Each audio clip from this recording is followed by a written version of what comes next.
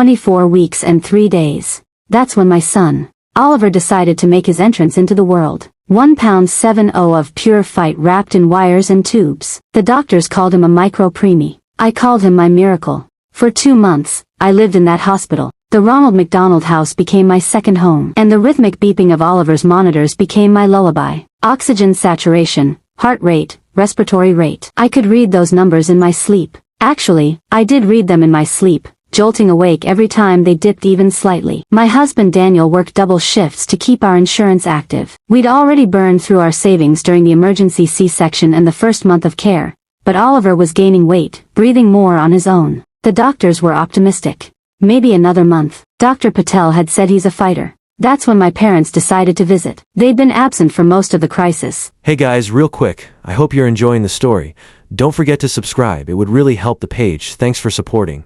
Too busy with my younger brother Connor's senior year of college. He was pre-law at Stanford, their golden child who could do no wrong. While LV been sleeping in hospital chairs, they've been attending his mock trial competitions and fraternity parent weekends. We're finally coming to meet our grandson, Mom announced over the phone as if 2 months late was right on schedule. Connor has a big interview with a law firm tomorrow, so we'll swing by on our way. Swing by like the nights you was a drive-through. They arrived at 3 p.m. dressed like they were going to a country club. Mom wrinkled her nose at the hand sanitizer requirement. Dad kept checking his phone. Connor slouched and looking bored, his hair perfectly styled, wearing a suit that probably cost more than my monthly rent. So small, murmured, peering at Oliver through the incubator. Are you sure he's normal? He's premature, Mom. He's perfect. He just needs time to grow. Connor barely glanced at Oliver before pulling out his phone. Shit, my phone's dying. Where can I charge this language? Mom chided gently, then looked around. He really does need to charge it, honey. His interview call is in an hour. There's a family lounge down the hall, I said, not taking my eyes off Oliver. He was having a good day, only on 30% oxygen, his little chest rising and falling steadily. That's too far, Connor whined. They'll have bad reception there. That's when Dad spotted it. The red outlet next to Oliver's incubator. The one with the bright yellow, medical equipment only, do not unplug sticker. The one powering Oliver's oxygen monitor and pulse oximeter. Perfect, he said, reaching for the cords. Dad, no. I lunged forward, but he'd already unplugged the pulse oximeter to make room for Connor's iPhone charger. The alarms exploded instantly, not just beeps, screaming, wailing electronic shrieks that brought nurses running. Oliver's oxygen monitor flickered and died as Dad fumbled with the cords trying to plug Connor's phone in. What's the big deal?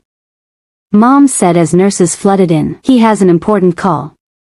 Move it. The charge nurse, Patricia, shoved past them to Oliver. His lips were turning dusky. Without the monitors, we couldn't see his oxygen levels, couldn't track his heart rate. She manually checked his pulse while another nurse rushed to reconnect everything. His 02 was dropping. Patricia barked. Get respiratory here now. I watched in horror as they increased his oxygen, worked over his tiny body. Those 2 minutes felt like 2 years. Finally, the monitors flickered back online. Oxygen at 82%. Too low. Heart rate elevated. My baby was struggling. Stop overreacting. Dad said to the nurses, babies are tough. He's fine. Patricia turned on him with fury I'd never seen. Get out. Security is on their way.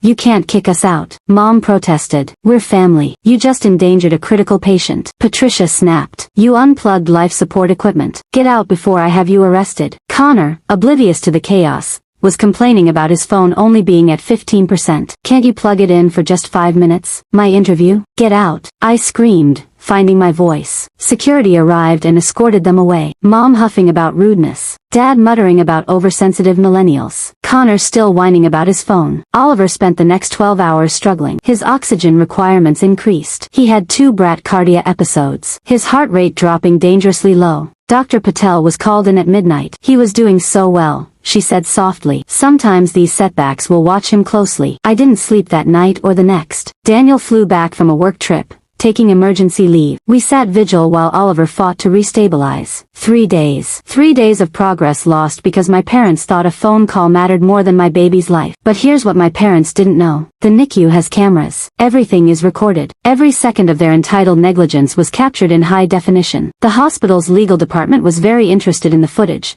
especially when Patricia filed an incident report. They also didn't know that Daniel's best friend from college was now a medical malpractice attorney. Not that we were suing the hospital. They'd done everything right. But Jake knew other lawyers. Lawyers to specialize in things like criminal endangerment of a minor, reckless engagement, and interestingly, elder abuse law. Because it turns out deliberately sabotaging medical equipment is a crime regardless of the patient's age. While Oliver fought to recover, I made phone calls. The first was to Stanford Law School's ethics board. Did they know one of their star students had endangered an infant's life? That there was video evidence of them standing by while medical equipment was unplugged for his convenience. Law firms, I learned, were very interested in the moral character of their potential hires. The second was to my father's employer. He worked in hospital administration. Ironically enough, his boss was horrified to learn of the NICU incident. Liability concerns. You understand?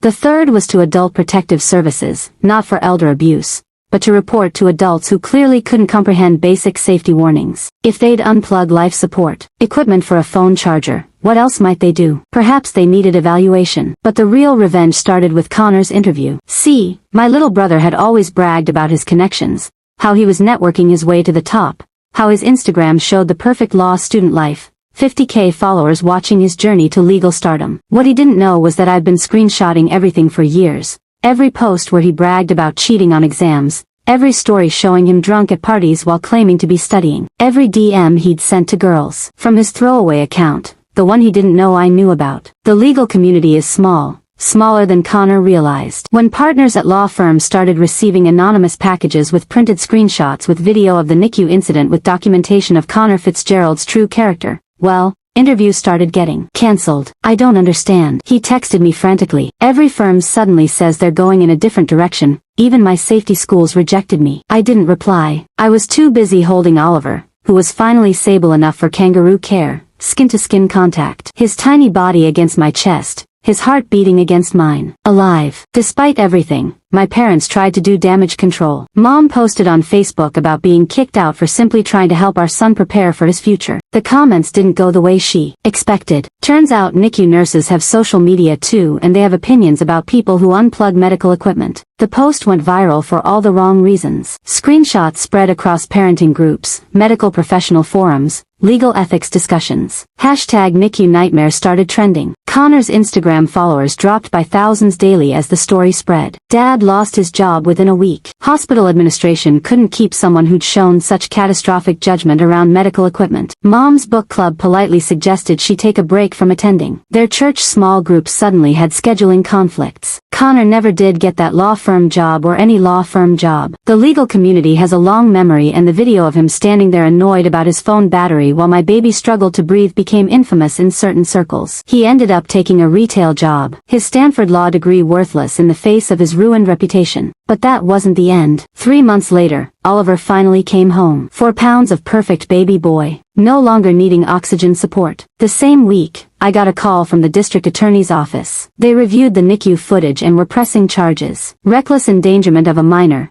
interference with life support equipment, the list expensive ones. They drained their retirement fund fighting the charges. But video evidence is hard to dispute. Dad got 6 months in jail. Mom got probation and community service. Connor wasn't charged, but he was named in every news story. His legal career was over before it began. They tried to contact me throughout the trial, begging for forgiveness for me to speak on their behalf. I never responded. I was too busy with Oliver's physical therapy, his developmental checkups, building a life they'd almost stolen from us. The universe has a funny way of balancing things out, though. Connor's important interview. It had been with Morrison and Associates. 2 years later, I was at a pediatric follow-up appointment when I struck up a conversation with another mom in the waiting room. Her name was Jennifer Morrison. Her husband was the hiring partner at Morrison and Associates. Wait, she said, eyes widening as I told her about Oliver's nights you stay. Connor Fitzgerald is your brother. He's the phone charger guy. Apparently the story had become legendary in their firm. A cautionary tale told to new hires about the importance of character.